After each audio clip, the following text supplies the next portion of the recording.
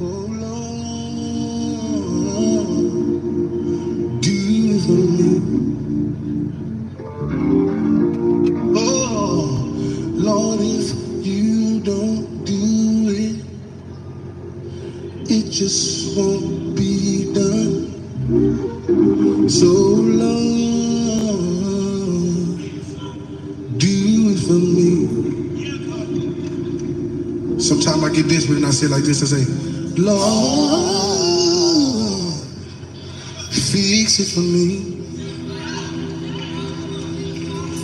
Anybody know that only God can do it? Oh, fix it for me. Oh, thank you, Jesus. Because, Lord, I have a problem that only you can solve. So, Lord, do it for me. Can y'all play that for me? Lord, do it for me. Lord, I need you to do it right now. I can't wait till tomorrow to do it for me. Lord, if you don't do it, it just won't be done. So, Lord, do it for me. Listen, Lord, fix it for me. Anybody know God can do it? Oh, Jesus, fix it for me. Yeah. Lord, I have a problem that only you can solve. Lord, I need you to do it for me. Everybody say it right now. Say, Lord,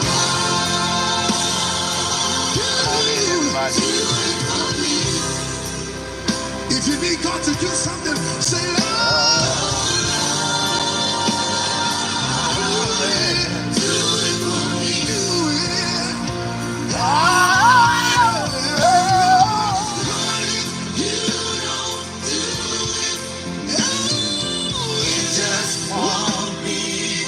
Somebody say,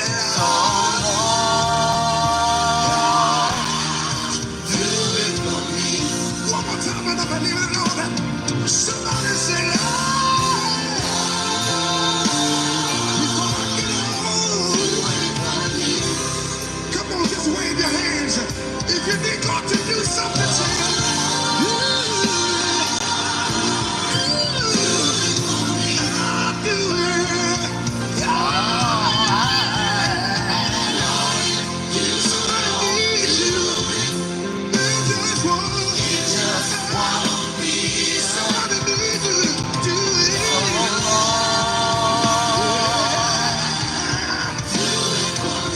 Now just need everybody in here tonight to lift your hands. If you need God to do something right now,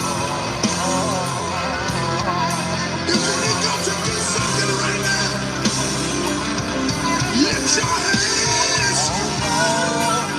Lord, I need you.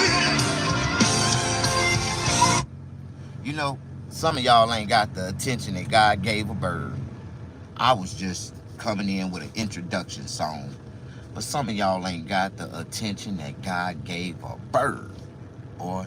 But I want y'all to stick in, stay in. Come on, we trying to wait till the audience come in before we get started.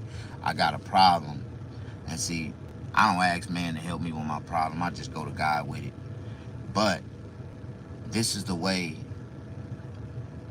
you should come to God with it, through praise and worship. And a lot of people don't understand. They don't know how to, how to serve God, how to praise God, how to keep God, stay rooted. God is inside of us every day. People don't know that. And in order for us to use the God inside of us, we gotta do good. Do you believe that if you do good, everything good would happen in your life? If you don't believe that, then something's wrong. Like, everything that's good becomes better. Everything that's better becomes great. Everything that's great becomes magnificent. If it's good, and if it's good, then it's from God. Like, a lot of people don't understand that, but the more I try to tell it, you said, why are you smoking and singing godly songs? Because I'm Rastafarian. It's my religion to connect to God and believe that God put the herbs on the earth, for these herbs for us to enjoy and to connect with Him. Like, you know, I feel like, honestly, that a lot of people like to judge people because they don't understand people. They don't understand life. They don't understand the way God wants us to see things. You know what I mean? A lot of people is worried about things in their life, other people in their life that they shouldn't be worried about. And the only thing God give us on this earth is time. Time is the most valuable gift that we have to give someone, to give to something else, to do for something, to live on this earth. We got to take our time that God give us for granted and do all the good that we can in between it. Like, a lot of people think that they know the way. A lot of people think that their life is good. But in reality, their life is really miserable. You know what I mean? It's cool. I just stand alone, man. I stand in the field by myself. I'm not asking for nobody's help. I'm not looking for no man to guide me, mislead me. Only thing I do is start my day with prayer to God. And when I take off walking, I live. I go out into the uncertain. I don't know what to expect that day. I don't know what's going to happen. I don't have no plans. I don't have no appointments. I don't have nothing. I just live. And what I try to do every day is live as happy as I can, with no upsets, nothing disturbing my spirit, nothing disturbing my mental, my mind, my functionality. Like, this is the way I function. I don't care about how you function. My life is not like your life. I own my own business. I work for myself. I've never had a job. I've been to prison for 17. I did 17 years in prison.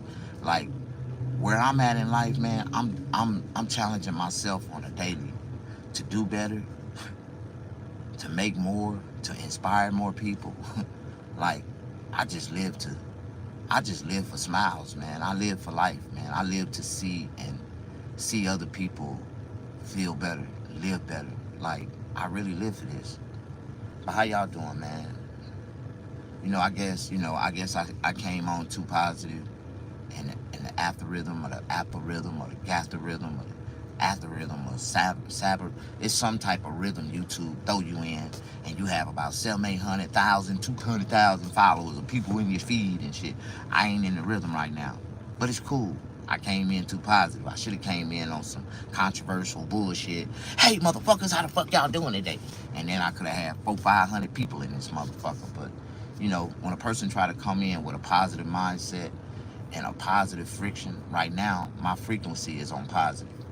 Like, and if your frequency ain't no positive, if you woke up disturbed, you woke up mad, you woke up angry at the world, then you'll never be able to connect with a person who's at peace in life, at peace with himself, at peace with just accepting that every day that we live, whatever I have, whatever I do, whatever I get, is given to me by God. Like, do you live that way? I ain't shit, okay? What's up, 26s? Man, I'm preparing myself on a mental, bro, for, a worser time. But it's a time in my life that, how do you say, I done been there before. But I'm preparing for the worst, I'm praying for the best, and I believe that God can change everything in the twinkling of an eye, just like financially, emotionally, spiritually. Like, there's a lot of things that God blessed me with. And it seemed like I received them when I needed the most. You know what I mean? How you doing? Can we build a positive audience this morning? Did I wake up disturbing the disturbed, and I'm trying to calm y'all down and show y'all how to find peace within yourself and your mind and your heart, and to help others. Like, it ain't about what you did in your past. You know what I mean? If you didn't do nothing that fucked up to not be forgiven. Like, you know what I mean? Like, I done did some fucked up shit in my past, man. Like I tell people, man, everybody got a past. And a lot of people ain't proud of it. Like, I never be proud of my past, because when I realize, or when I think about my past, I realize that every decision that I made as a young man was stupid. And if you can never admit to your problems, then you can change your outcome of your situation. Like, and I've been trying my hardest to just, convict myself to know that it's my fault the way my life turned out. I didn't go to school. It wasn't that I couldn't go to school. I didn't go to school. How I didn't go to school is I went to prison at 12 years old. I went to the system. And inside the system, there is no school. You have to be self-taught. You have to self-teach yourself. You have to self-rehabilitate yourself. Like, where I'm at in life, there's 5 examples of other men that been in my same situations, been in my same shoes. And all the other 4 people are dead, are homeless, are in crazy institutions. It's really parts of my life that I still haven't shared with nobody. And I want to, but it isn't worth me to share these type of, details in my story if a person ain't paying to listen, ain't paying attention. I want you to really, hear my story, listen to my story, want to hear my story, want to listen to my story. Because my story can help you help someone else in their life if it can't help your life directly. Like, I'm just an example, man. I'm just a messenger. I'm just like everybody else. We all are different books that God created, and it's different stories in each one. And each story is only told by the eyelids that a person or a human being can see with their own selves. So deep down inside,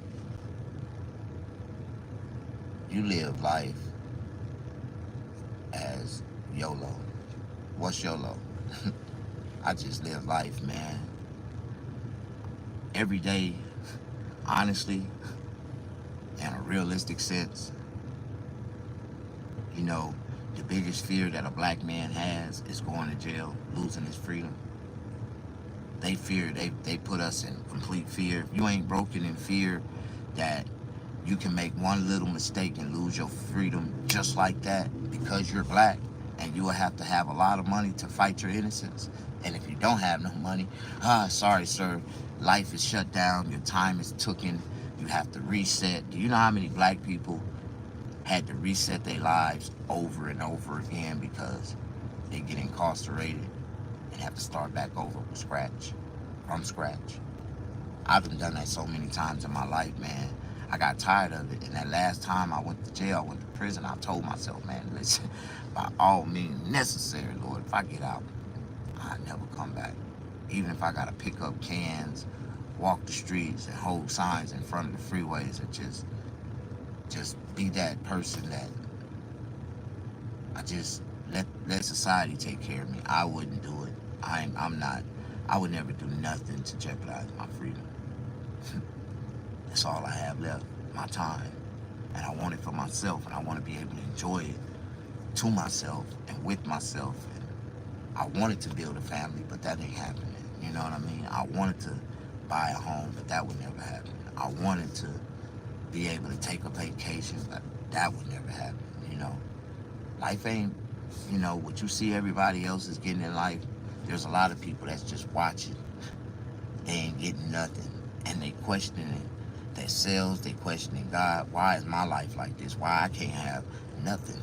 Why I can't do nothing for myself? Why I can't help myself? Like, and I know so many people in this basket. But because I know these people don't mean you know these people. And it's fucked up. You know what I mean? Like, when the world gonna start listening to people that really have something to say? The people that's crying out the most for help and won't nobody help them. Because they so wrapped up in their lives, thinking their lives are so good and dandy and holy and fancy.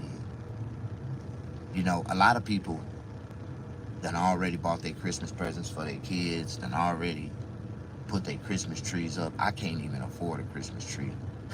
I ain't even thought about buying my child nothing for Christmas yet because I still have to pay rent at my business. I still gotta pay rent at my house, and I don't have the money to pay neither one of them. But I've been working every day, every day, every day, every day, and I still don't have the money to pay that shit. But it's cool though, because in life, man, when something in your life start to give you a headache and cause a problem, you gotta know how to walk away from those problems and solve those problems. And I'm the type of person, if I got a problem that I really can't handle, I just drop it and walk away from it. I might lose in the long run, but in the same time, I release the problems of my mind. I release the stress. I'm not gonna let nothing stress me out. If I can't afford it, if it's not in my power, it's not meant to be, there's nothing I can do about that. And it's a lot of things that, you know, I had to sacrifice and walk away from that the average person wouldn't have never, you know, been able to. You know what I mean? You said I got 4 kids and 3 sisters. Gee, feel me? You got 1. I got 4 kids and 3 of my sisters. You feel me, G? I feel you, Chevy. And that's a blessing. For every person that you have to take care of is a minimum of $500 in unexpected expenses that you got to spend on those people every month that they in your life, no matter what. So if you got 7 people, Chevy, man, you got $4,500 minimum that you got to come up just to feed those people, bro. Like, and I understand that's real talk. Like, my life in general, like, it's messed up, bro. Like, I can't live. Even, you know, after doing all that time in prison, walking the streets for 3-4 years and, you know, couldn't, you know, have nothing to build nothing. You know, at that point in my life, man, I really used to look around. I used to sit around and sit in front of, you know, businesses and just look and stare at them, why they operate. I look at, you know, people going into the car lots, coming and pulling off for brand new cars, people going, you know, buying houses, shopping for houses. Ain't none of these people ever cried a day in their life for trying to live. Life been that easy for them. Life been that given to them. Life been that, you know, forward to them. And a lot of people say, oh man, it wasn't easy, it wasn't given. No, it was given, bro. If you got credit, it was given to you. If you got finance for a house, it was given to you. If you got finance for a car, it was given to you. Like, it's cool though. That's what they do to us. We the people that was here before everybody else was here, and they've been keeping us down. They've been suppressing us. And I've been suppressed all my life. All my life. I've never had a chance to live, but I've been trying. I tried. Every time I went to jail, I tried for trying to live. I went to jail for trying to live. Trying to make some extra money, man. Trying to make money, live, man. Survive. Trying to take care of myself, my family, and everything else. Like, buy a car, buy a life.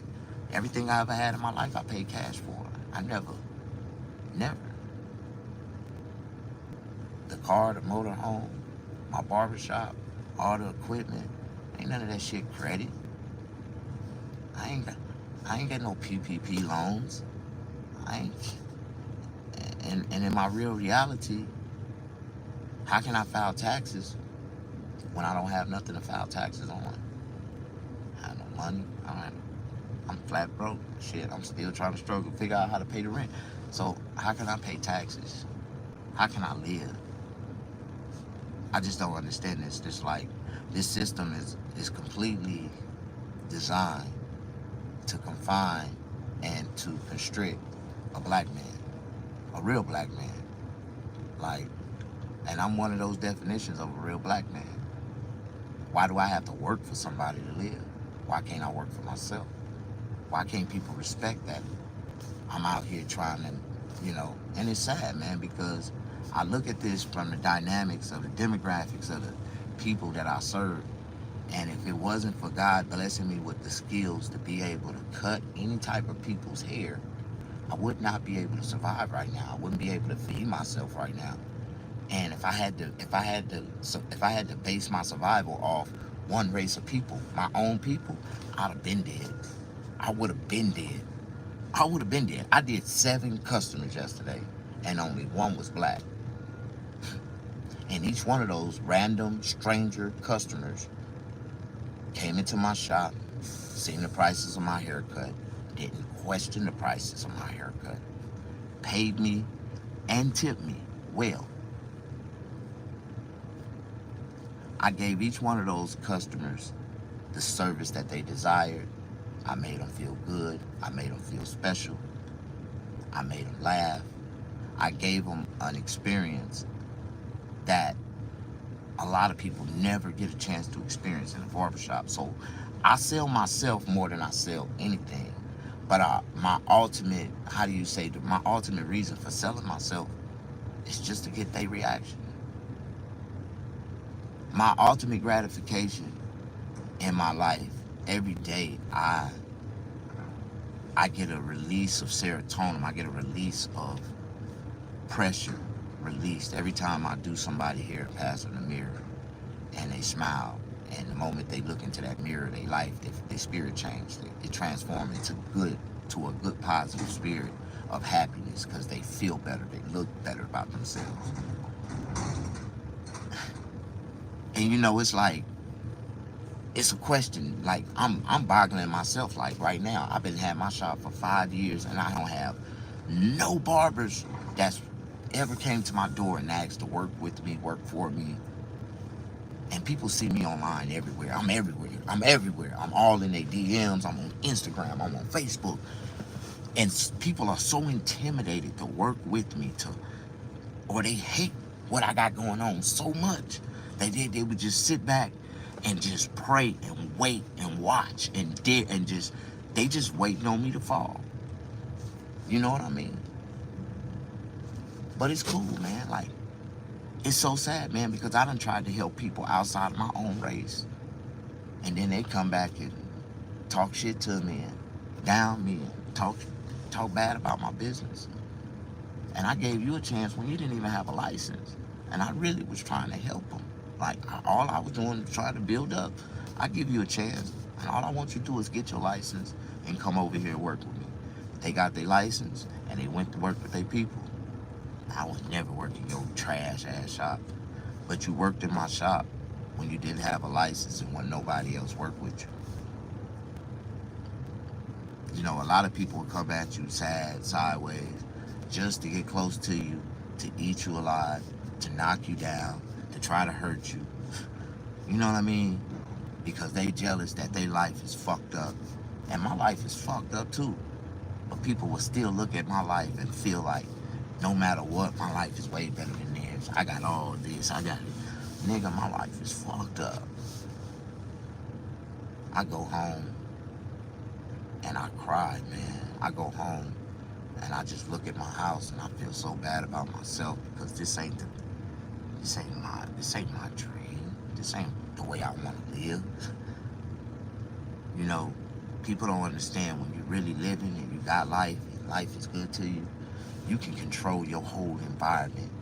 If you can't control the temperature in your environment, you ain't in control of shit. You are not living. And I can't afford to control the temperature in my environment. And that's real. Like, I don't have no heat, no gas in my shop. It's cold as fuck. And I gotta thug it out. I gotta think of innovative ways to keep warm. I got an electric heater, but that bitch running my light bill up. I gotta turn that bitch off.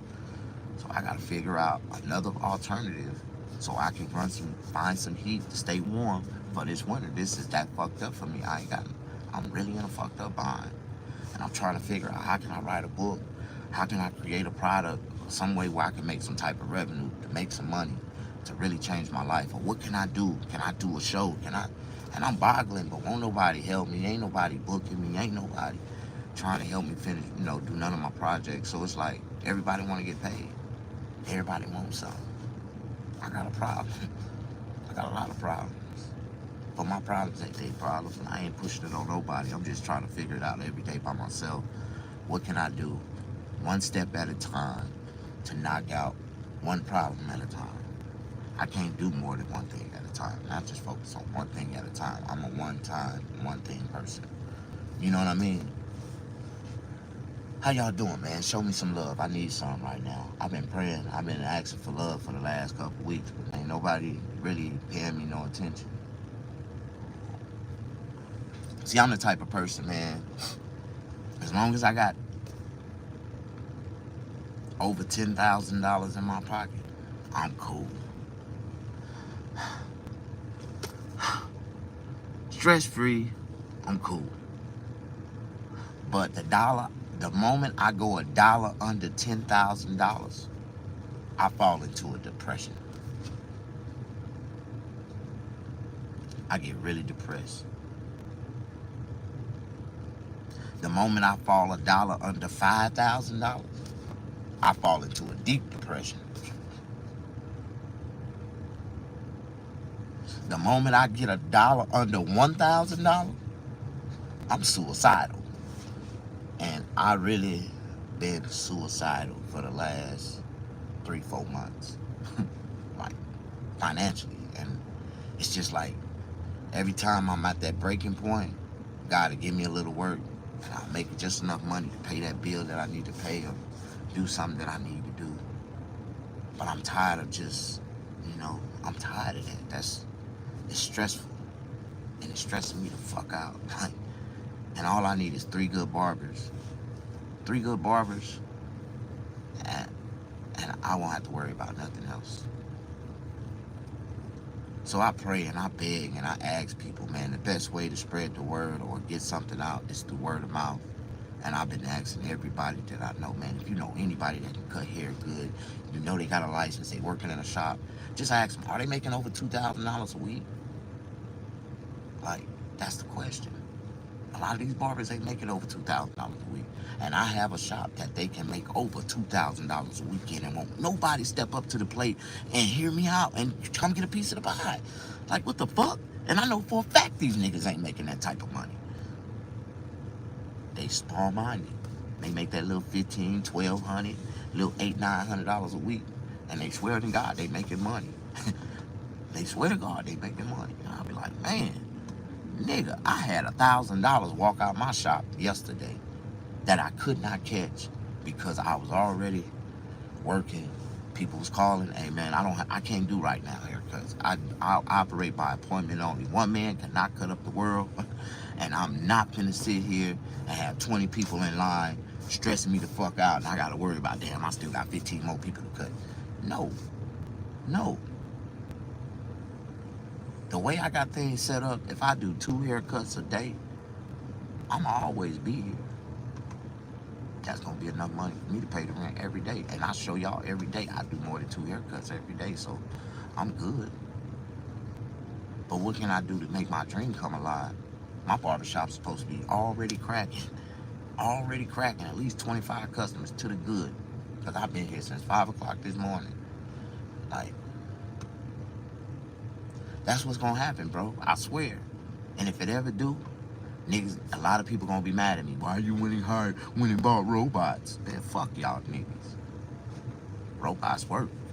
I wish I could find me some AI bots that knew I could train them to cut hair. Shit, these niggas, boy, these niggas be in trouble, boy. And the game will forever change. The game will forever change. Tapers are quick though. Man, bro, let me tell you something about this profession. Any service that a barber do is not for you to speak on.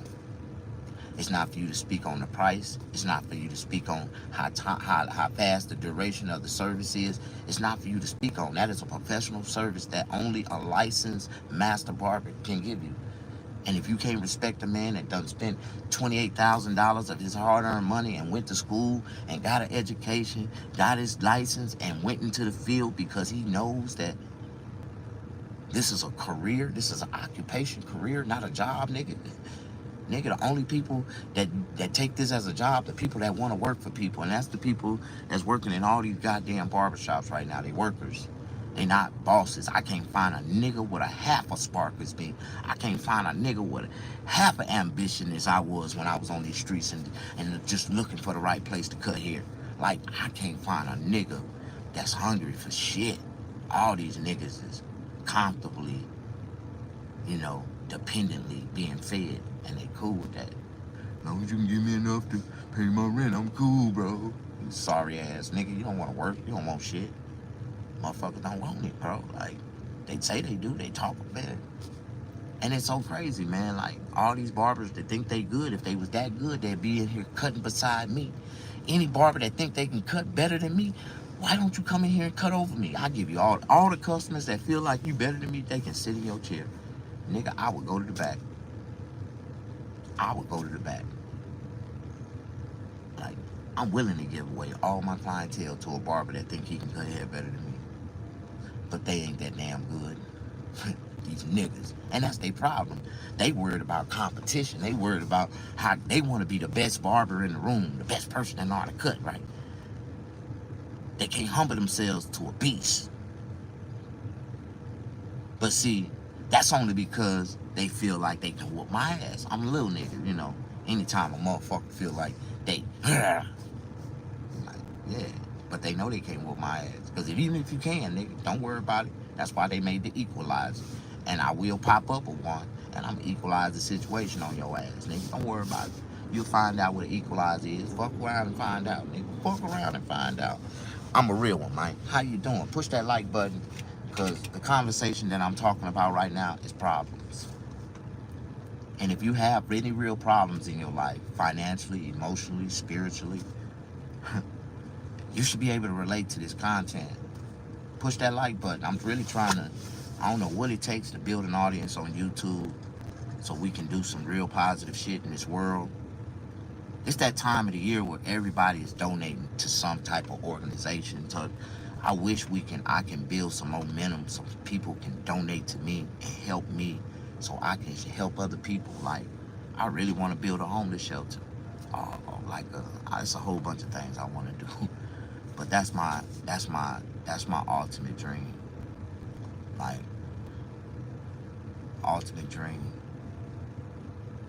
to build my own little oasis, like a park, like a recreational park. Like, eventually, you know, I can just see how my homeless shelter would expand and get bigger and bigger, and I could have a recreational park, a big old man-made lake with a beach. I have Black Beach every Sunday on my reservations. Like, that's what I'm gonna do with my money. I'm gonna invest. So when I do start making my money, people can't question where my money comes from and how my wealth was built. Just know that I gave away everything in the beginning in order to make a lot in the end. And I know what it takes to be I'm an entrepreneur, I'm a hustler. You give me $10,000 and I can turn it into $100,000. Like, it's that easy. Like, I'm a hustler. You say, what would I do with it? Give me $10,000 right now. You know what I go do with it? I go start a Mexican orange business with it. I'll show you how to turn that $10,000 into $30,000 in less than 45 days. Easy. What you go do, right? Give me $10,000 and I'm gonna go down to the police auction and I'm gonna buy a work truck. Somebody done lost their truck, good old Mexican work truck. Mexican riding around with no insurance, no license. Police done towed it, took it from me. I can go buy that work truck about $1,500. So I take $1,500 of that $10,000 and go buy a work truck, right? I'ma go down to Orange County, right? Orange County got some citrus farms where you can go down there and you can buy oranges. Oranges, you can buy pineapples, you can buy lemons, they got citrus farms, right? And they sell oranges by the ton, $300. So I get about a ton of oranges and fill up that goddamn work truck, right? Then I go over to goddamn Home Depot, right? And I go get me 3 good Mexicans that want to work, that's gonna bag the oranges up for me. Then I tell the Mexicans I'm gonna give them 25% for every bag that they sell. I want $5, they get $1. The Mexicans gonna stand out by the red light all goddamn day, selling goddamn 2 bags for $10. They gonna get 2. I'm gonna get my 8, and the whole bag will be sold by the end of the day. So after I sell that ton of oranges that I paid $300 for, I should have been made about $6,000 profit on that. So you just take that $1,500 plus the $300, that's $1,800 from the $10,000. So I still had what that was. I still had $8,200. Then plus I just made another $5,000. So that $5,000 turned to $13,000. And I got a work truck. We finna go back down to the citrus farm. This time we ain't gonna get a whole ton of goddamn oranges. We gonna get some lemons. We're gonna get some oranges. We're gonna get a half a ton of oranges, half a ton of lemons, and we're gonna throw them in that motherfucker.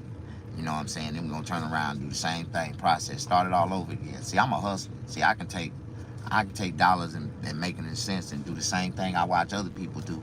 But I don't sell oranges, nigga. I sell smiles. I sell life. I don't want to make $5 a bag, $4 a bag. I'd rather make $50, $60 a service, like, you know what I mean? It's a lot more easier, you know, less more stress, less more physical work. You know what I mean? I stand there and talk shit all day and lift a pair of clippers that's probably 2.2 pounds, talk shit all day and make $1,000 a day. Or I can get out there and slang some oranges, and I ain't gotta slang them. I pay somebody else to slang them. I sit in the truck and watch every one of them. All of them work all 3-point corners and slang the shit out of them. I'm a hustler, man. How y'all doing? Push that like button. Show me some love. I got to talking, man, and I know I went to Mars with this one. We finna come back to Earth. We're gonna come back to reality. Can anybody say y'all got real love for me right now? Am I losing y'all on the conversations that I be having with y'all? Because I really didn't have no narrative with this. I didn't have no direction. I didn't have no plan. Like, I started this live video with the title Problems, and pretty much that's all I'm talking about. We're gonna talk about problems. We're gonna talk about how to solve problems. We're gonna figure out our problems. And you know, sometimes we gotta beam down and realize that we have problems, and I got a lot of them, you know. But can you help me though? I wonder, can I build a million people audience? Like, I'm trying to get 1 million followers right now. I was on a momentum. I don't know what the fuck happened. I got the 7,500 followers and stopped. So that dream to have 10,000, 20,000, 50,000 followers, keep going live. That's why I stopped going live every day. This shit is it's like YouTube. They play with us. They allow us to get so big. They see that, you know, the ladder be moving and they'll freeze you. I feel like I'm being shadow banned. I feel like I'm being net neutralized. If you don't understand this type of wordplay, this type of things that be happening in our society above our rims, you know, shit that be flying over our head that y'all don't even know what be going on. Yeah, net neutralizing and all that damn bullshit. You know what I'm talking about? On live. He did show it. We got love for you, G. When you gonna show your Cops episode? You never seen my Cops episode? I told y'all. We're gonna watch this Cops episode. This is where I'm really famous at. But I ain't famous because I did this before the internet. Now if I did this during the internet, nigga, I'd have blew up. I would have blew up. I would have blew up. But I didn't.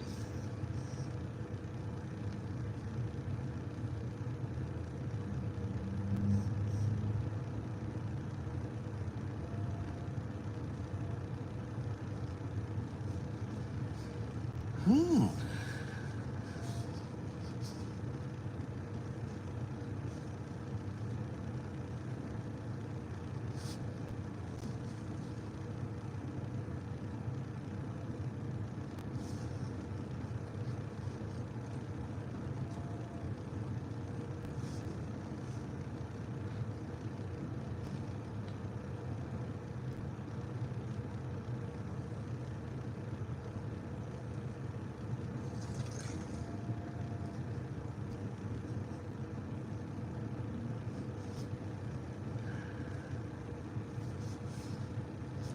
Why don't you can go to YouTube and watch my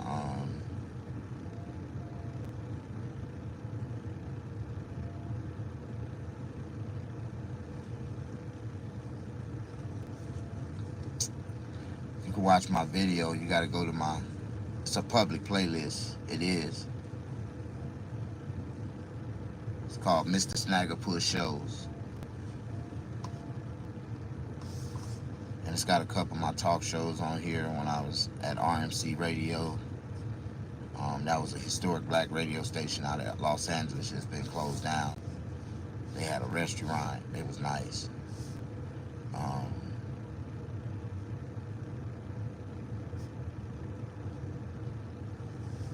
My boy Teddy Ray gone, dead and gone, man.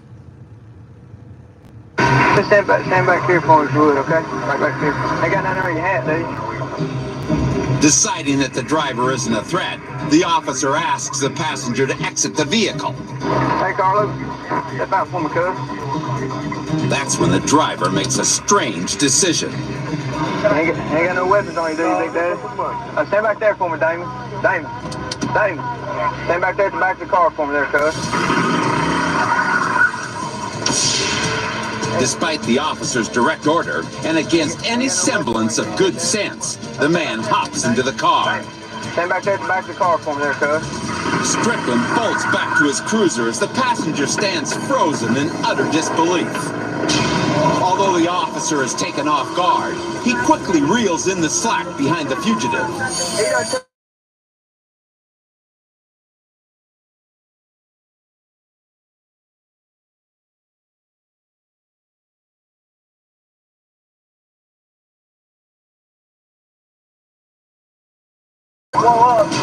The back tire is torn to shreds. The ruined car should be impossible to control. He's driving over the wrong side of the road. But somehow the man manages to maneuver the vehicle as it quickly turns into a traveling scrap heap. We're coming up on 840. The officer stays close behind, praying that this guy will wise up and hit the brakes before he hits another driver. But Strickland senses it's not a question of whether this outlaw will crash. It's a question of when and where. Seconds later, the inevitable happens. And in the worst possible place. Luckily, no students are present when the Buick pinballs off a van and two trucks. After a failed attempt to escape on foot, this guy now faces a host of felony offenses. But the violations he committed today are only the tip of the iceberg. Go and step out for me, Drew. In addition to his missing tags, You know why you got pulled over? he had a suspended license, Step out for me, cuz. No, I didn't. 11 traffic citations, an extensive rap sheet of drug offenses, Hey, he done took off running. and a prior charge of carrying a concealed weapon. He knew from the start that he was about to lose his freedom again. But when this chase ended, he was lucky he didn't lose his life. Good evening and welcome. All right. Now I want to tell y'all something. How they just lied and they just, you know, I was like any other young nigga. I had a driver's license. I ain't never been charged with concealed weapon. None of that shit. I never have no drug charges at that time. They was trying to catch me with drugs. And the police was shooting at me. That's how that trunk came open and my tire was shot. My tire was out. They was shooting at me. But some kind of way they edited all the bullshit out. And, you know, they made me look like the fool, the idiotic fool, the kid that I was when that happened. But I did have about 12 ounces of cocaine, about 3 pistols on me. I threw all the pistols out the car. I threw all the goddamn dope out the car. Then when I got out of jail, like 4 days later, I went and traced my path that I had went through that neighborhood and picked up all my dope, picked up all my guns, shit, and came back home like it wasn't shit. How y'all doing? I'm a real street nigga. If you don't know nothing about street niggas, you're gonna learn a lot by watching me. But, you know, my name is Damon. You know, people like to call me Damon. And if I allow them to call me Damon, I don't fuck with them like that. Like, if they call me Damon, they don't really know me like that. But I tell people all the time, my name is Damon, nigga. So if you really know me, you're gonna know how to say my name. And if you don't pronounce my name properly, I would never fuck with you. Like, I only give a person 3 chances to say my name correctly. And if they don't say it correctly, they ain't gonna get no respect from me, no type of understanding, no type of attention. I ain't gonna fuck with them. Like, anybody that say your name more than 3 times after you properly correct them how to pronounce your name is deliberately disrespecting you in your face, and they never will give you no respect. So I learned that a long time ago. It's a lot of people that misspell your name or mispronounce your name intentionally just because they want to disrespect you in your face deliberately. So, you know, when people try to size you up and feel like they better than you, they'll do that type of shit to you. How you doing? Push that like button. I'm losing my audience, man. And I ain't even said nothing bad. Ain't that about a bitch? Life is bad right now for me, man. My check engine light on. I'm about to run out of gas. My damn tire pressure light on. My brake light on. I gotta get my brakes fit. Man, life is just hard it's hard out here for a pimp. It's hard out here. I'm just a pimp. I ain't pimping no more. I'm just a pimp. Like, I ain't got no hoes. I ain't going to jail. I'm just a pimp. I'm cool. I ain't got no hoes. You gotta have hoes to be pimping. I ain't pimping. I'm just a pimp.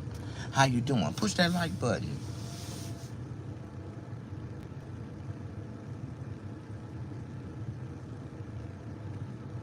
Sitting in the truck. Remind you of pimping days. It does, man. It does. How you doing, man? Push that like button. I'm losing my audience when I should have about 150 people in this motherfucker. And the conversation's supposed to be, like, engaging.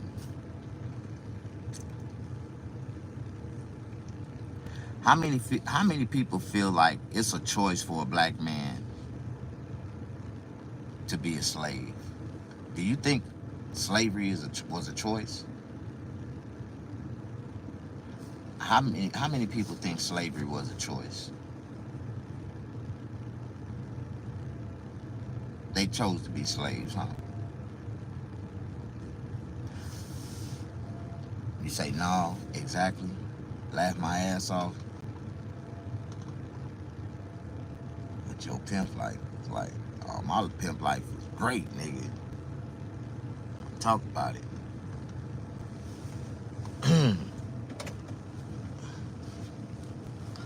I remember when I was in barber school, barber college, and I met this guy named Day Day. He was from Oakland.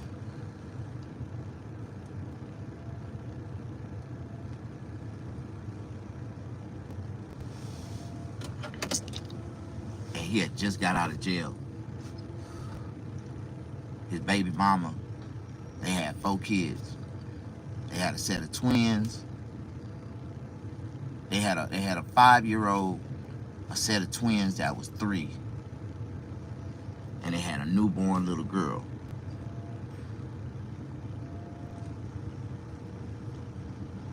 And the reason why me and Day Day clicked is because my nickname used to be Day Day. My grandmother used to call me Day Day when I was a kid, when I was a baby.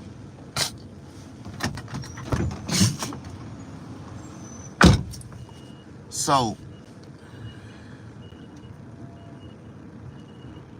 the only people that call me Day Day to this day is my immediate close family. Like the people who was there when I was being called Day Day, you know. And all those people get attention from me. Like, I love all those people that know me by Day Day. It ain't that many left, but that's like a close rim inside of my circle. You gotta have rims in your circle. You just can't let motherfuckers all the way in. Like family members, it's a certain, you know, the inner part of my circle, nobody's allowed in. Nobody. The only person will be in my inner side of my circle will be my wife. If that was to ever happen. Because it wouldn't be my circle no more. It'll be our circle. But if I see any signs that she don't understand the purpose of the circle, or if she can't understand the security of the circle, then I'm gonna put her out of it, and I'm gonna put her in the top of rim. Like, it's just what it is. Like, but sometimes I even feel like, you know, even for her to come into the inner part of the circle, she gotta show her trustworthiness at the outer part of the circle where she gonna be placed at first anyway. I don't trust nobody. I don't even trust. My mama taught me that. My mama stole a whole kilo of cocaine from me just so I wouldn't trust nobody. Like, she told me, she said, nigga, the reason why I stole that coke from you, nigga, because I don't want you to trust nobody. I'm like, mama, the fuck? You right. So, who wanted to get whipped?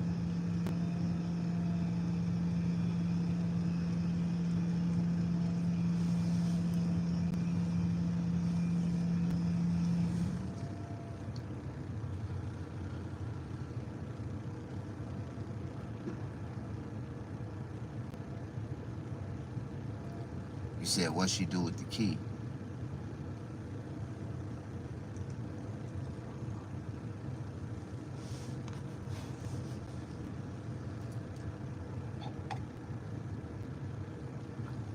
I'm gonna tell you.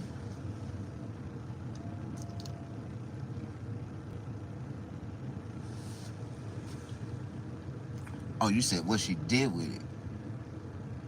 She sold it.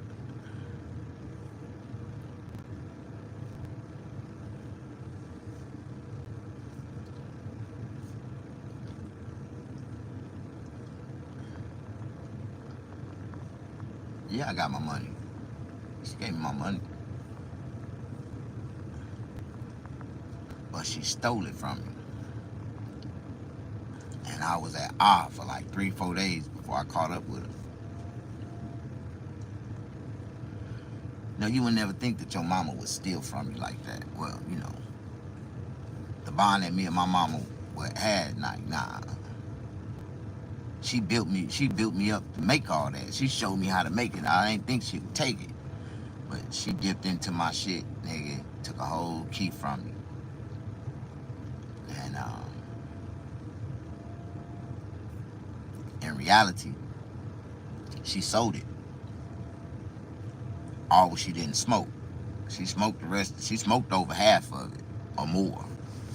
Like, but in 4 days, nigga, I caught up with her, man. I went in the damn hotel room, wasn't nothing in the goddamn. Where my goddamn dope at? It's gone, baby.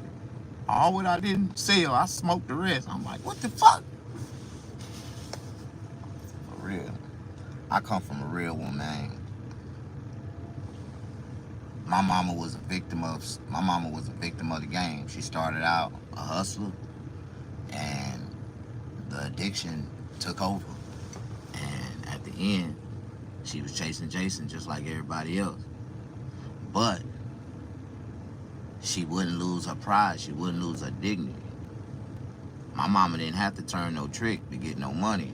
She would take some dope and flip that shit. Get some dope, flip it, boom. She gonna get enough for her, make some more money, pay the dope. Like, she was a real one. But what she did was she coerced me and trained me and taught me how to sell dope. So she wouldn't have to, you know, she can get it from me. I'll tell everybody, man, if you sold drugs before, if you ever sold crack, if you ever sold cocaine, you willing to sell it to everybody else, mama, but you wouldn't sell it to your own mama. I sold cocaine to my own mama, nigga. So I am somebody you look at to be like, man, goddamn, nigga, you sold crack to your own nigga. If she didn't get it from me, nigga, she was gonna go down the street and buy it from another nigga. At least I gave her 5 times more than what she would have got from the next nigga, so she can go make some money, come back and bring it to me. My mama was getting it, nigga. So I can talk about some deep, some dark sides. Nigga, I paid for my mama to go to rehab. I did all that shit. She got out, got clean, hit the streets, told the motherfuckers up, got right back on that shit. It was a fight, man. But I love my mama. I don't give a fuck what y'all. Nigga, that's just the way life goes. You said it not cut bad. What you mean, man? My story, man, my life story is deep, man. My life story is dark. Like, if I can ever just get a chance to put my story in place, you know, just some of the chapters, man, honestly, bro, like, it'll fuck up a lot of people's head, man, how some of the things I got away with, some of the things that I did, even after committing some of the, you know, most heinous crimes and getting away with that shit. Like, as a kid, man, you know, I really was a motherfucker, man. I was hell on wheels, nigga. And my life can only be, you can't even find a nigga that play this role, nigga. You can't even find a nigga that can actually play the role of my life, nigga, because it's too complicated. And it's got too many holes in it that niggas just don't understand, man. Like, and for some odd reason, out of all the shit that I done been through, all the shit that I done, I'm still here, man. So it's a reason. And I'm just calm and I'm cool about it, man. You know what I mean?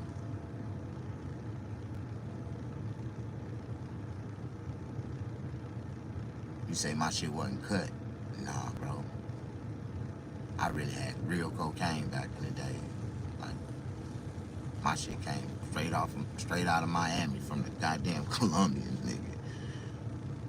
Straight with a U.S. seal on it. So it was already confiscated by the U.S. and redistributed, nigga. Cause every kilo that I got, nigga, I swear, nigga, I used to get this dope from my cousin. And a lot of people don't know, man. My cousin was like one of the biggest kingpin drug dealers out of the South. And he never caught a charge. I don't know if the nigga was a Fed, but that nigga knew everything. I don't know if he was getting his dope from the Feds, but that nigga knew everything. He knew how to move, but he got himself killed. And when he died, the nigga died with untold riches, like untold fortunes. Like, this nigga had a house, a wife, kids, and a whole nother life in every state from Texas all the way to Miami, Florida. And then nobody knew it. This nigga was $1 million mindset. Just like I operate by myself, by my mind. This nigga did the same thing, but just imagine having a house, a bitch. I know this nigga had a house in Houston. He had a house in Austin. He had a house in Galveston. He had a house in goddamn in Tyler, Texas. This nigga had a house in goddamn in Tupelo, Mississippi. Goddamn Livingston, Mississippi. Meridian, Mississippi. Hattiesburg, Mississippi. Jackson. He had about 3 houses in Jackson, Mississippi. Like, hustler, man. Birmingham, like Sealis, Salem. Like, this nigga had houses all throughout Alabama, all throughout Georgia, Atlanta, Helensdale, like all throughout, nigga, all the way down to Miami, Florida. This nigga had a house, wife, cars, clothes, hoes, and kids in every city, damn near, from Texas to goddamn Florida, nigga. Like, for real. And he moved like that. Nobody knew which way he was coming, how he gonna come, when he was gonna show up. That nigga was a devil, nigga. That nigga knew some shit, like, and that nigga put me up on a lot of shit and kept me, you know, safe in the streets and shit. But at the same time, ain't nobody that nigga fuck with wasn't killers, though. Like, all them niggas was killers. Like, that nigga was a motherfucker. His name was Pinky Parker. And that's the way he addressed himself when he introduced himself. Motherfucker see that nigga pull up and be like, man, who the fuck? Who you is, nigga? My name Pinky. Pinky Parker, nigga. Like, that nigga Pinky. Like, y'all know that fake rapper Rick Ross out of Miami? That's who Money put him in the game. Like, Pinky was his manager, like he was his financial backbone. He was like Harry O on Death Row. He was like Harry O was to Death Row. He was the money man behind Rick Ross. When he died, Rick Ross was at his funeral. His nephew, Kane, y'all hear, you know, Kane, that's Pinky's nephew. That's Pinky's uncle's son from Miami. He went to the feds. He got caught with like 250 kilos. He had a heart attack in the backseat of the police car. Like, all these niggas is cocaine, drug, Miami connected. Like, that cocaine ran the whole industry. And shit, anybody know about being around Rick Ross, the real Rick? It was some real good coke flying around his entourage. But that's what them niggas did. That's all them niggas did, move coke from city to city, state to state. Rick Ross was just a puppet. My cousin, when they went on tour and did play, man, my cousin was, man, slinging cocaine left and right, like all over them niggas.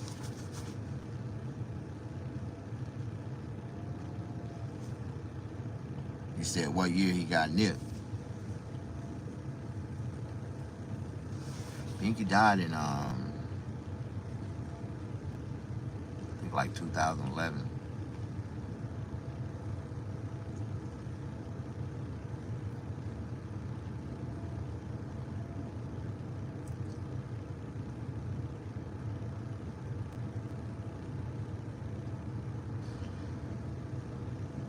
Somewhere down off in there. He been gone for some years now. But Rick Ross was already on the rise. Rick Ross was already on the rise. Everything he got now was because of Pinky. Pinky and them, they paid for his whole image. Pinky paid for that shit. Like, they was the ones behind it. He told me all about that shit. And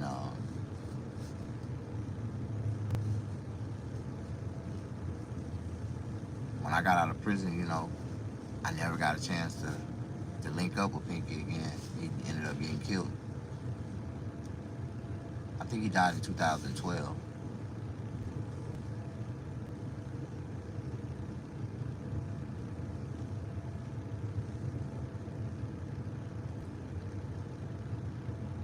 Or it might have been 2009, 2010, somewhere off in there. It's been some years ago.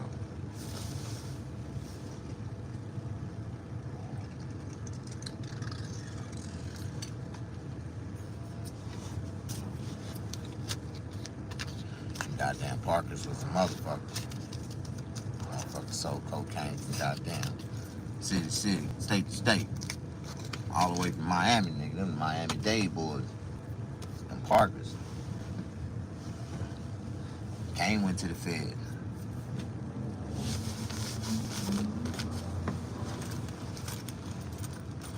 Extended cousins, man. Like family, man. Motherfucker. Don't even know.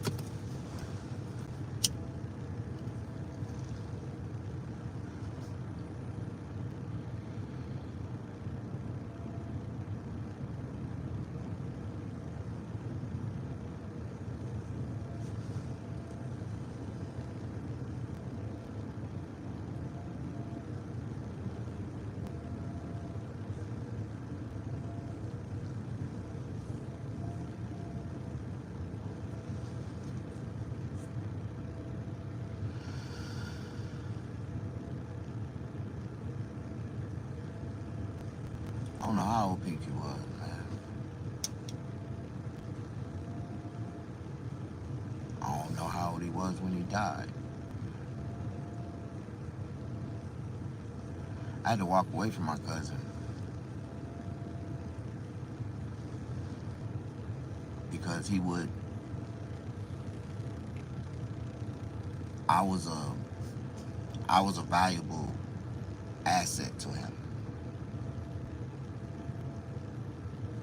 me and cocaine is like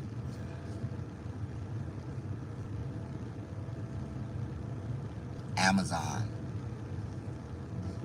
You know, Jeff Bezos is the Amazon right now. All I had to do was have it in my hand and it sold. Like people, no matter where I went, people would walk up to me and you look like you got it, nigga. I'm like, nigga, do I got a silent sign tattoo across my head to say I'm a drug dealer? Like, what the fuck? Like, no matter where I went. So I used to play the field, bro. Like, I used to go everywhere, man. I'd be all in Indiana, goddamn, motherfucking, I was everywhere. Indiana, fucking Clarkston, goddamn, fucking Ohio, Reno, these type of cities I love to play in. Like, used to have fun in those cities, man. Fucking Philadelphia, Erie, Pennsylvania, fucking Milwaukee, St. Louis. Like, I used to just pull up, get a room, go out, go to the mall. I always meet some little young bitches, never fail. Key to the city in 2 weeks. Cocaine heaven, nigga. All they want to do is tube. And I'll find me some smokers, it's a wrap. Every time I found smokers, I ran out of cocaine. Cause I'm gonna cook the rest of that shit up. Motherfucker coming, nigga. I'm finna serve their ass. So I had a lot of little, you know, little trap queens I ended up, you know, catching. And sometimes I was just there for the weekend. Sometimes I'd come back, stay a month. But every time I came, when I left, everything was gone. No matter where I went, the dope I sold was so good, nigga. All I had to do was pull up. And I was good, man. I used to deal with a lot of strippers and shit. They love to snort. So I knew how the females was like my main operation. They love to fuck with me. You see the females that's on cocaine compared to the females that's on weed. Like, I sold pounds of weed, and I used to sell ecstasy. I used to sell goddamn Viagra's. Man, if it was a pill, if it was a drug, I used to sell heroin, that black. Like, give a fuck, nigga. I sold it, nigga. And I made a lot of money doing it. But my first little batch of black made me step back. One of my friends ended up ODing on that shit. And I ain't even fuck with that shit no more.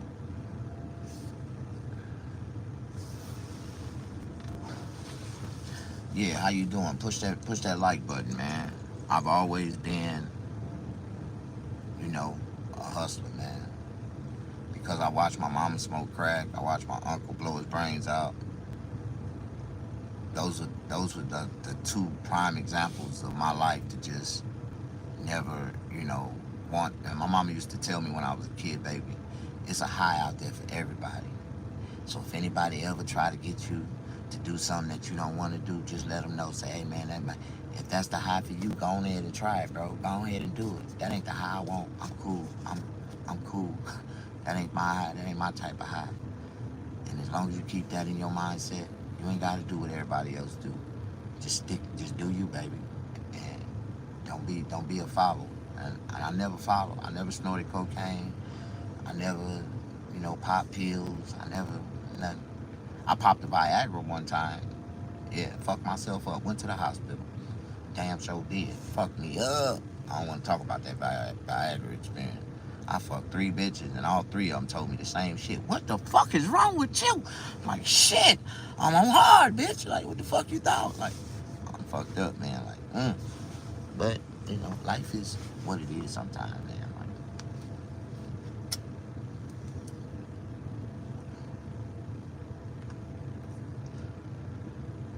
See, this is how peaceful I am with life. You see how long it takes for me to smoke a blunt? I ain't rushing shit.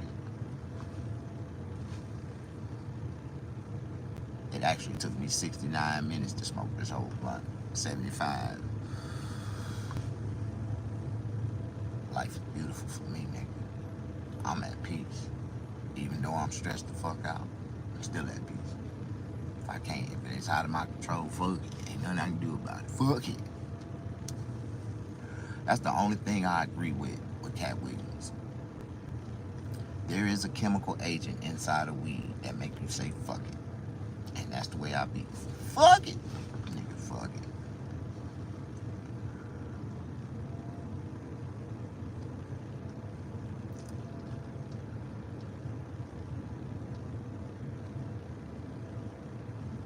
You play any instruments? No.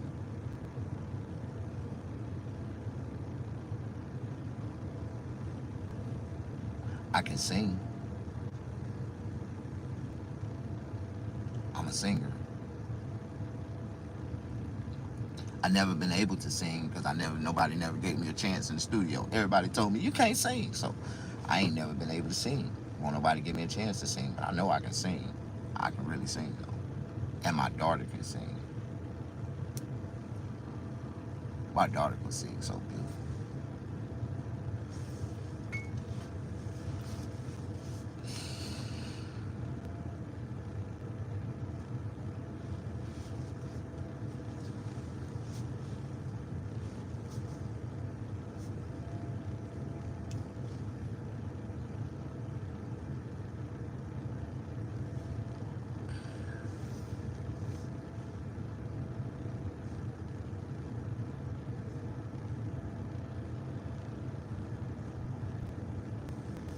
My daughter can sing so beautiful. She got a voice.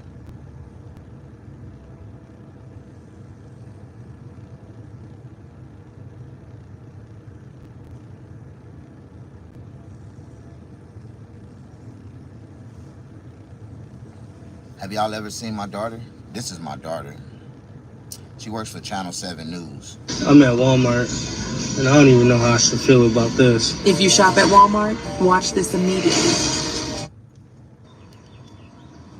Yeah, Michael and Carrie, tomorrow the Hattiesburg City Council will be voting on possible infrastructure improvements for around the Hub City, and council members say that they are focused on the communities.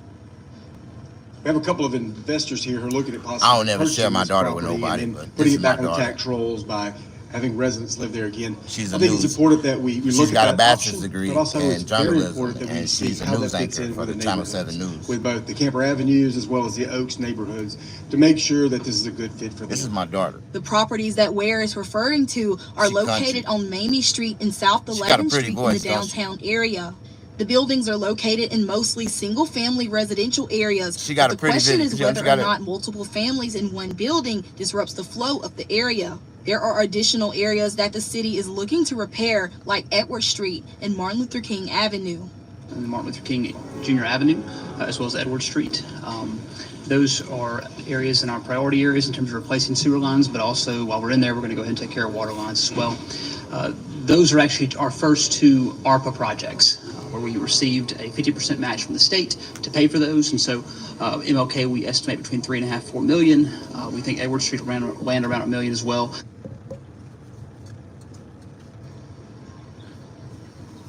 All right, and the city council will vote on these potential changes tomorrow at 5 p.m. Live in Hattiesburg, Kyra Lampley, WDAM 7 on your side. That's my baby.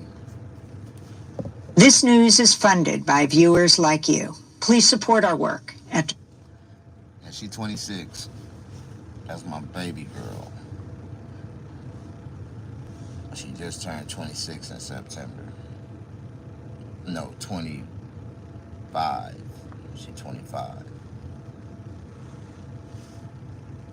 No, what's this year? 2024. No, she's 24. She's 24. Damn, I forgot how old she is.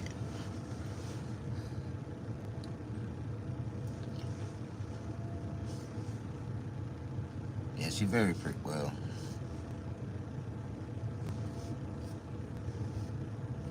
I don't want to talk about it right now. She ain't my daughter no more, though.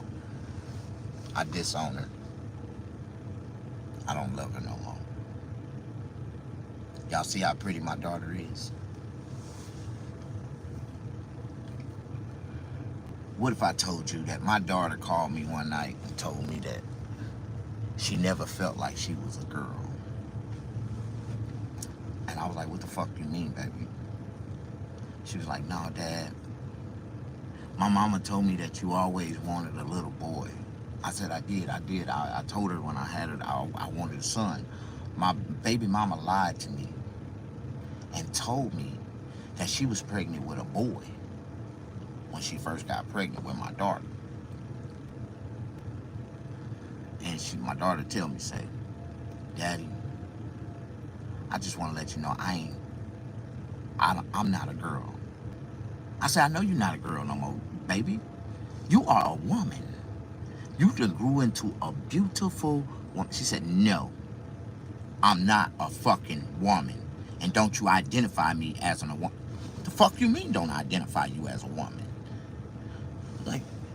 Like me and my daughter, man. I mean, this is the last conversation that I had with her, and why I don't fuck with her, and why I end up cussing the motherfucking bitch out, calling all kind of bitches like, bitch, fuck you. Well, fuck you. Let me see your motherfucking ass. If I see your ass in public, nigga, I'ma knock your motherfucking ass out. That's what I told my daughter the last time I spoke. Well, she ain't even my daughter no more. I don't even fucking claim this motherfucker, man. Like, and it's a reason. I'm a father. I created this girl's life. But when you got the nerve to tell your father that you are not what your father had, y'all don't understand where this is going. My daughter told me that she never felt like a girl. She ain't a little girl. And she ain't a woman. I said, well, if you ain't a woman, I know you always be daddy's baby little girl. No, you ain't my daddy. Oh, I ain't your daddy. No, you are just a sperm donor, the man that sperm donated to me. Okay. And you ain't a woman. I'm not. I just changed my sex, daddy. What you mean you changed your sex? And if I wasn't your daddy, why the fuck did you just call me daddy? Well, I just changed my sex, man. The fuck you mean you changed your sex? Well, I'm finna start taking testosterone pills and I'm finna grow me a dick. The fuck? Like, man, the fuck is going on with this world, with this society, man, where I had a beautiful daughter. Now this motherfucking nigga got a goddamn beard. This nigga got a chest. This nigga got biceps and arms bigger than mine. This nigga got a whole goddamn chin strap. How the fuck this shit happen? Now y'all niggas don't want to hear my real pain, man. But you niggas, you better not be laughing. You ain't my daddy. No, fuck no, I ain't your daddy, bitch. Hell no. The fuck? What the fuck? Man, she sent me a picture of what she transformed into, and I'm like, man, what the fuck? But she do look like a handsomer version of me. But she's so despised, she's so jealous of her little brother that she wanna transform into a boy. The fuck going on with this world, man?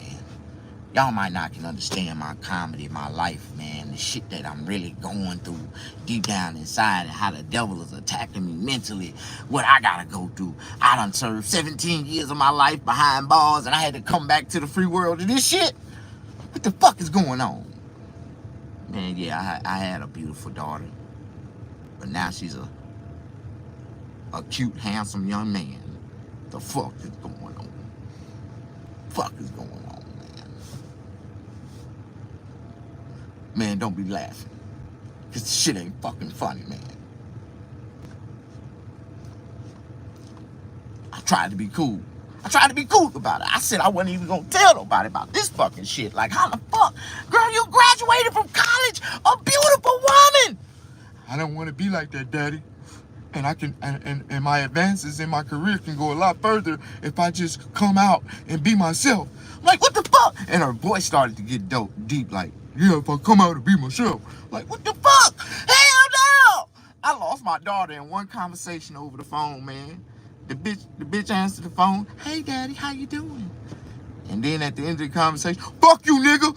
Fuck you, nigga. I'm gonna kill you too when I see you. I'm like, bitch, when I see you, I'ma break your motherfucking face in, fuck ass nigga. You wanna be a nigga? Like, man, y'all really don't understand my pain, man. Y'all really don't understand my pain. I'm gonna talk about this shit when I do my comedy shit on the 17th, nigga. Like I done already, and I said I ain't even wanna start off like this, nigga. I didn't, because my daughter beautiful. She was beautiful. I had a beautiful daughter. I scared her. That motherfucker had hair all the way down to her goddamn feet. Pretty, curly, beautiful, and she cut it. She cut it. And she ain't even a barber. She cut it.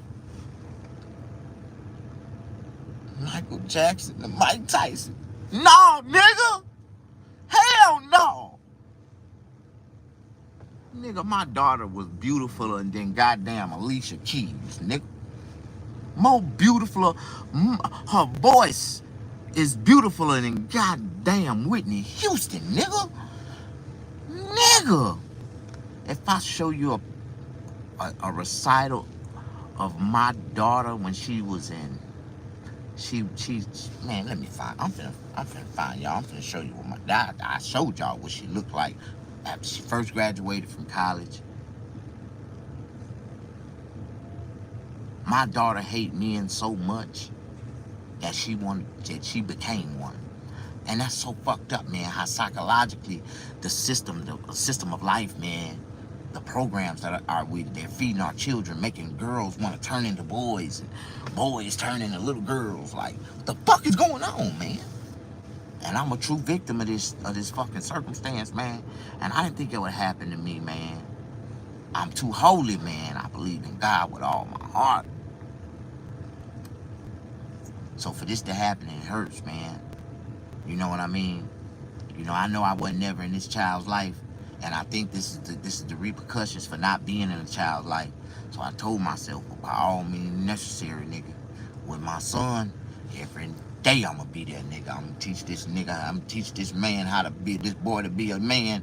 And by all means, Lord, please don't let this nigga grow up to be gay. I'll kill this nigga and send him right back to you. I swear I will. I'm putting my all into this one. But anybody that, you know, if you can't handle real comedy, like, I got that real strong shit.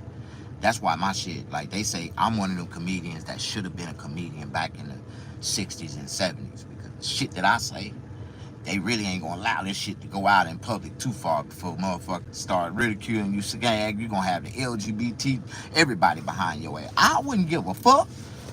That ain't nothing. That is publicity, nigga. Ain't no such thing as bad publicity, nigga. That's what Cat Williams been doing his whole career on. Like, damn, I wish I could start some type of friction. You know, you gotta have something so controversial that more people like it that's gonna hate it, but a lot of people gonna hate it. If you really want to go viral, I already know, but I don't know how to go viral. I just think about it. I wish I could go viral. You know what I mean? If that wasn't your daughter and it wasn't a random woman, would be funny. Huh? If that wasn't your daughter and it was a random woman, would be funny. No, man, this ain't funny, man. This is real life shit, man. You can laugh at my pain, man, but I don't give a fuck. That nigga somewhere in the world, I don't give a fuck. That nigga done really transitioned, nigga. Like, I'm like, man, what the fuck? Hell no! Wish you, man. You ain't never met your daddy and you never will. And if you ever do come around me looking like that, I'ma beat your motherfucking ass. Straight the fuck up. Nah, man, I can't accept that shit. I am a Pentecostal. First of all, y'all gotta understand how I was raised in the church. I was raised by the rod. I was raised by the Holy Ghost, the Spirit. I was raised by God, like, in a godly way. I used to get beat by the Bible, so ain't no way in hell. No, man. No. For real, man. Like, I know, man, this is the honest truth about life. The only reason I'm living the way I live is because I choose to live this way.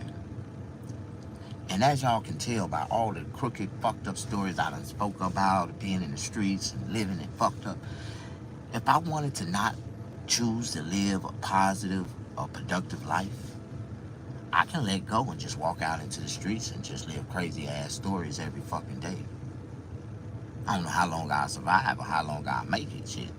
That ain't nothing but crash and burn. That's the way niggas crash and burn, but shit. I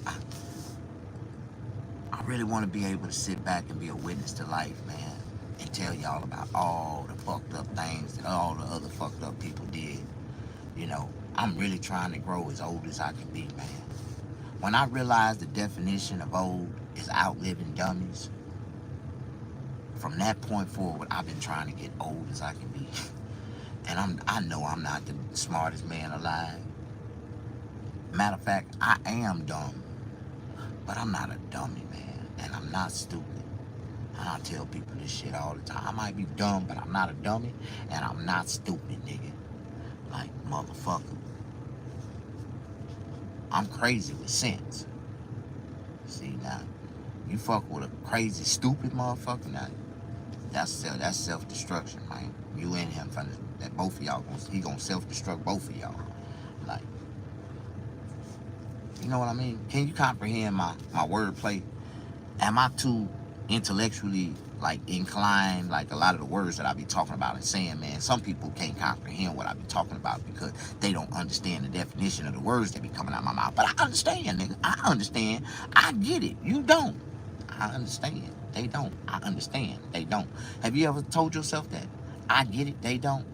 And when you realize you get it and they don't, and you keep seeing them not getting it, do you stand around them and watch them continue to not get it? No, man, I can't even be around people like that, bro. I don't even want them type of people around me, like, because that shit's contagious, man. You know, contagious spirits, man, it's contagious. You know, people be all depressed and down, talking about they feel like killing themselves, and I be like, man, get the paw the fuck away from me, bro. Because that shit is contagious, nigga, and that shit might set off one of my goddamn fucking depression demons, nigga. Like, no, man. I love, man. Hey, 26, man. I love the way you engage with me, man. Sometimes, man, you know, people don't understand how, you know, we can engage with each other and meet good people, man. That's competitive. That's comparative. You know, not competitive, but comparative.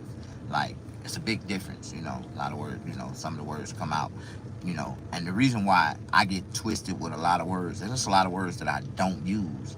I don't use too many words that I gotta flip my tongue, because if I flip my tongue, I might fuck around and flip my damn teeth out my mouth, and I don't like that shit. So I watch some of the wordplay that I use so I can keep my teeth, you know, in focus. Like right now, I'm fucked up. I'm handicapped. Oh shit. See, I can fuck around and say the wrong thing, man. My goddamn teeth come flying out.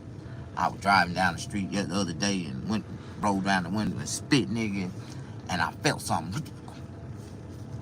It took me a second to realize. Damn! Oh my God! Slammed on the brakes in the middle of the street, jumped out, nigga. I spit my teeth out. I jumped out, looking for my teeth in the middle of the road and shit. I ended up walking about a half a mile down the goddamn street, found them right in the middle on a white line, nigga. I'm like, thank you, Jesus. One of them cars could have ran over my shit, but my shit was right in the middle of the white line. For real. Fucked up, man. I need some teeth. These motherfuckers broke, they chipped, everything. Like, the whole clip broke. They used to, oh my God. Where'd they go? Oh no, I done lost my teeth. No, hell no. This mother, oh hell no, I ain't even hear him hit the ground. Oh, there they go. Damn. Oh my God. And that's my deepest fear, y'all. That's my deepest fear, nigga. Like, loser tooth phobia, nigga. I got loser tooth phobia, nigga. If I lose these motherfuckers, nigga, I wouldn't even come outside. I can't be like the rest of them disrespectful ass niggas walking around with no goddamn teeth in their mouth, just smiling and, hey, how you doing? All in motherfucking faces and shit. They be like, nigga, And I look like a vampire, so motherfucker be scared as hell of me. Like, yeah, like. So I be trying to be like, God damn. Yeah, this the real snagger pussy. Now, I feel comfortable when I'm really myself. Now, I can say a lot of words when I ain't got my teeth in my mouth. I can say anything. Nigga, I can flip my tongue like a dyke. But, you know, I feel comfortable, man. You know, this me, man. I can't change the way I really am, man. This is what, you know, this is that point I get, man. Every time I get ready to run off a bitch, after I've been fucking with him for a little while, I just sit there and slap my teeth out and just start talking to him. Then look, what the fuck? Where your teeth at? I get that same reaction every goddamn time. I'll be like, God damn, bitch, they right here in my hand.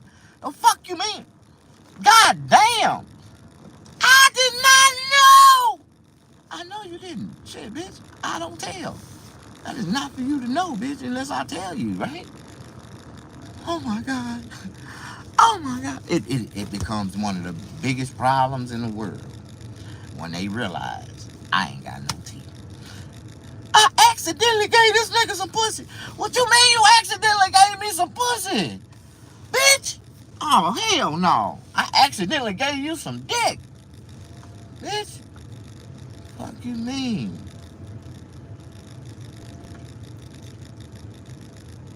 Y'all don't get it, man. I'm a real comedian, dog. What separates me from all the other comedians that's in the game right now? Nigga, all I gotta do is get on stage and take my goddamn teeth out, nigga. Fuck y'all. And be me, nigga. Fuck y'all. Laugh at my pain, my nigga. Cause this is pain. I ain't got no teeth. Oh, I can't eat. The fuck? You know what I want to eat so bad that I can't eat? That I used to love to eat, nigga, when I had teeth? Corn on the cob. Corn on the goddamn cob. And my dumb ass still be lying to myself talking about I can do it. And every time I bite into that corn on the cob, I do this shit. I'm like, ah! Hell no! I want to eat some corn on the cob. I'm tired of eating corn in the can, nigga. I'm tired of eating corn in the can, nigga. I'm tired of eating corn in the can, man. I really want to eat some corn on the cob. But goddamn. Man, do you know how hard it is? It's hard out here for a nigga. It's hard out here for a pimp. Nigga, I lost all my hoes when I lost my teeth, nigga. God damn, man. Y'all wait the 17th though, nigga. I do all that shit on stage, man. I get the same motherfucking reaction. Niggas be like, nigga, who the fuck is this nigga? I'm a real one, man. Like, I remember I did a show one night, nigga, at the J Spot, and it was like senior citizen night. Man, I swear to God, man. Nigga, I had every nigga in the house that had dentures to take their teeth out and put them on the goddamn table. That shit was hilarious, nigga. I swear to God, nigga. And that was like one of my best nights in comedy. Nigga, I felt so comfortable on stage just to be up there. And knowing that everybody in the goddamn crowd was just a snagger-tooth and me and that motherfucker. I was like, goddamn. Nigga. One day I'm going to get an opportunity. I'm going to get a chance, man. Be me. And my life is going to change. I'm going to change a lot of people's lives along the way, man. Like, I don't want all that money just to be selfish, my nigga. Just for me to live good, man. I ain't never had shit. I don't want it like that.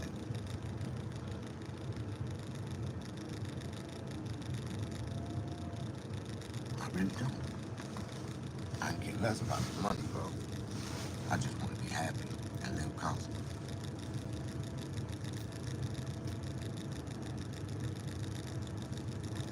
Ah, shit. Alright, man, it's time for me to go. I done did 94 minutes. I gave y'all niggas a cinematic movie. I don't know why I do that shit sometimes, man. I really don't be wanting to stay on no more than an hour. Anything over an hour and 20 minutes is a movie, nigga. And I done gave niggas so many free movies on YouTube. It's a goddamn shame. And ain't nobody had the decency or the, how do you say, to watch none of my videos all the way through.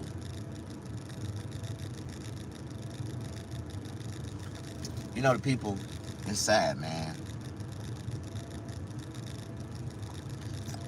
The real people that really want to live, my nigga, can't never live.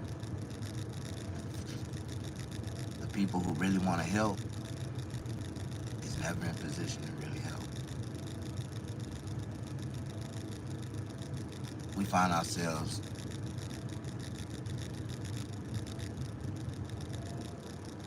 in the same position every day, right back at square one. But it's cool, man. Life is pain, man. Life brings tears, man. If you ain't never cried over life, my nigga, you ain't living. I don't know where, you know. I don't know what a lot of people do, man. How they feel. Life is all about to them, man, you know.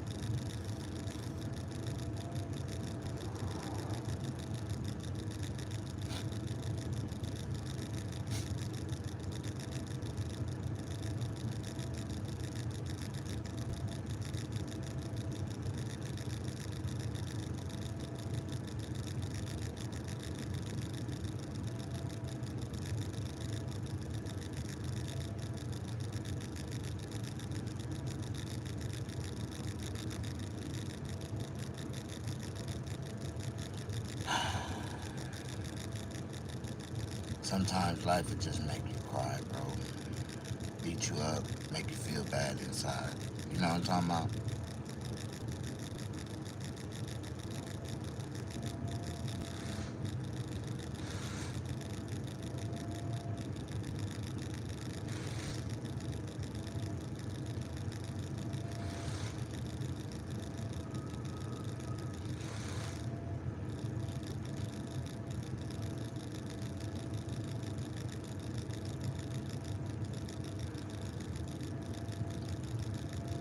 Oh my God.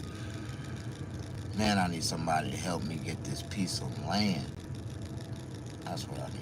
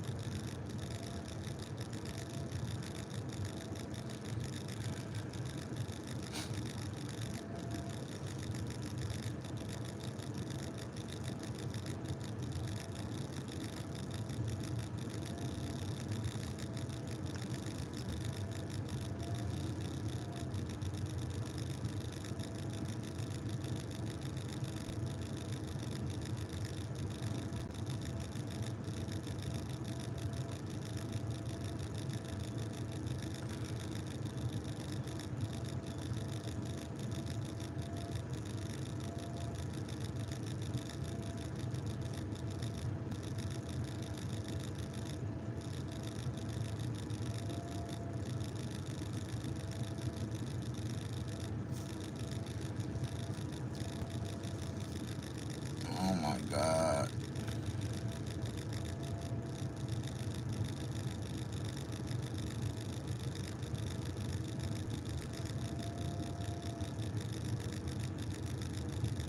That motherfucker sold 25,000.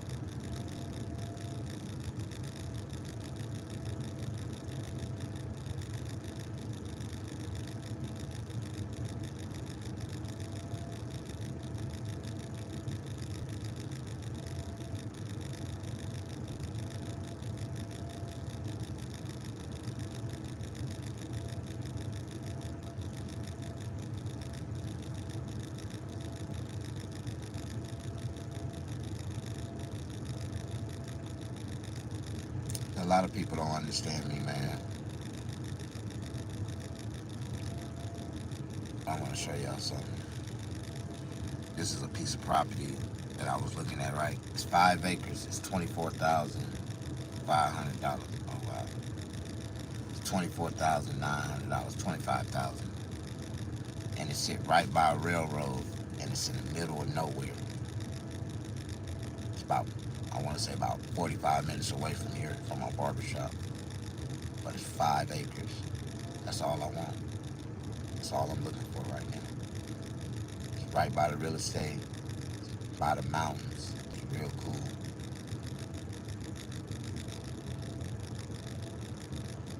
Got a little hillside to it.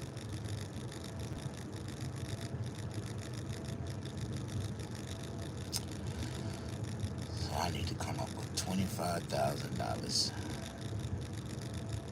to purchase me some land.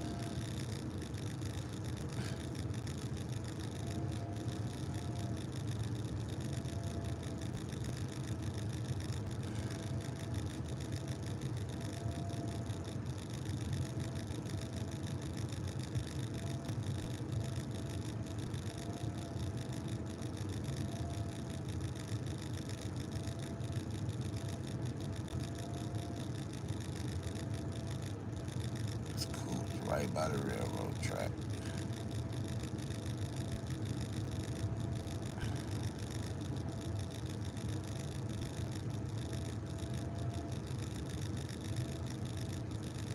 Sit on the top of the hill. I got a hill up there.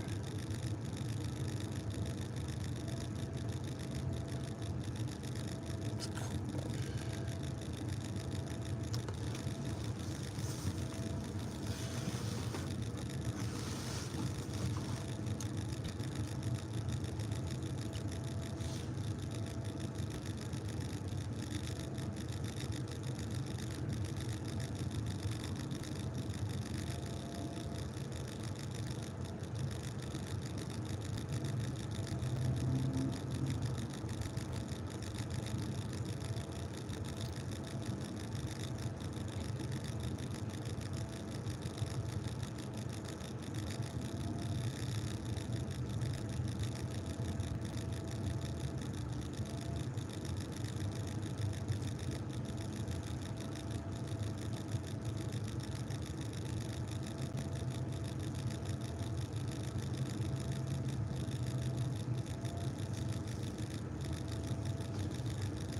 They got another 5-acre lot that I was looking at for $39,000.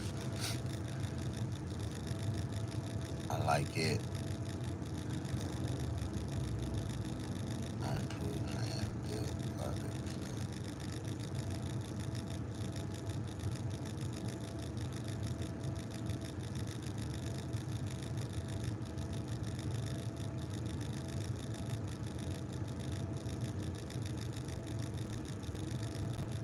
$50 minutes away.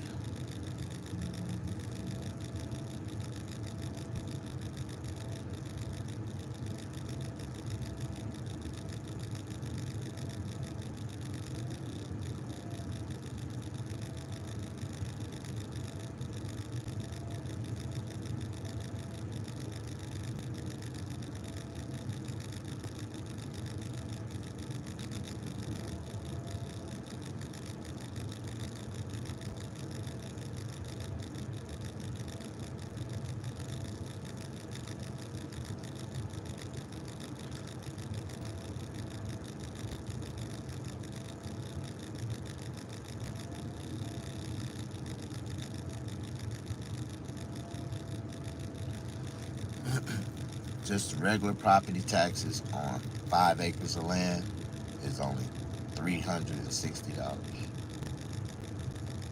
That's not bad.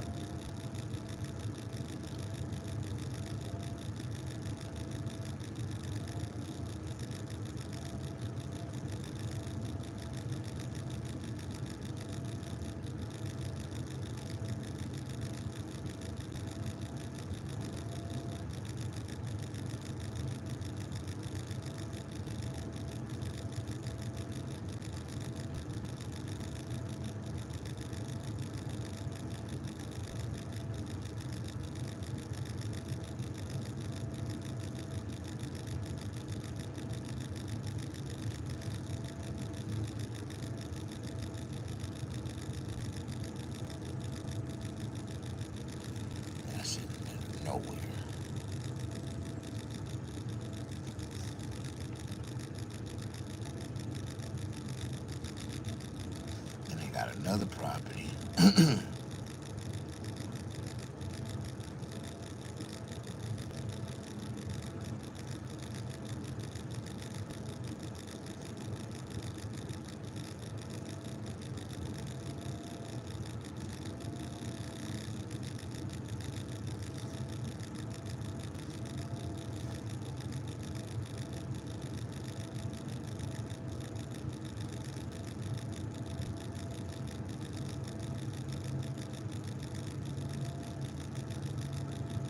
This motherfucker in the middle of nowhere.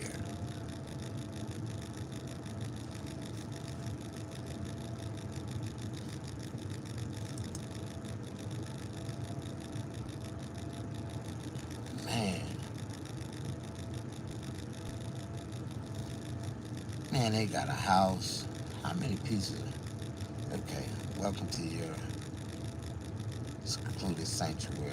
Nested on a sprawling 2.5-acre lot, this property offers a manufactured home with a little upgrade.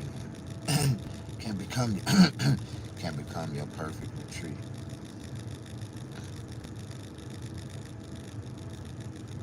Got a greenhouse, idea for gardening through.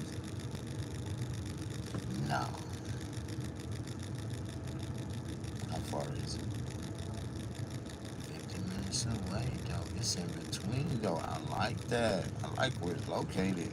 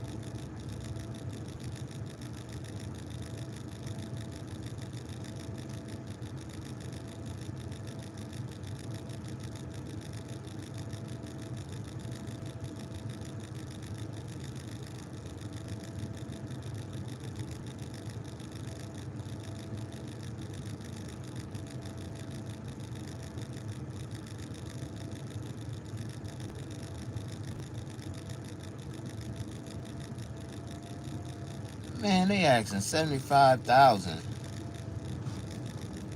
And this person on the assessment, they said they paid $3,500 for this shit.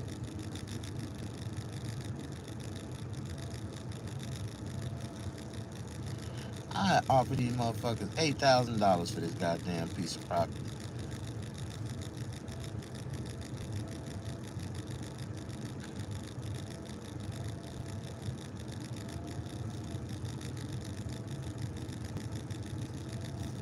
That's disrespectful.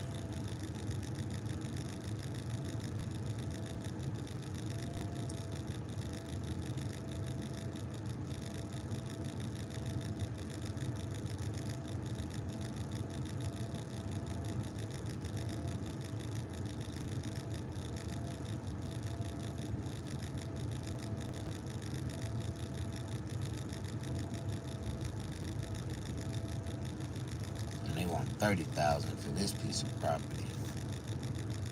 But it's only 3.3 acres and a mountain take up 2 of the acres. Got a whole mountain in the middle of it. That's cool for some rock climbing though.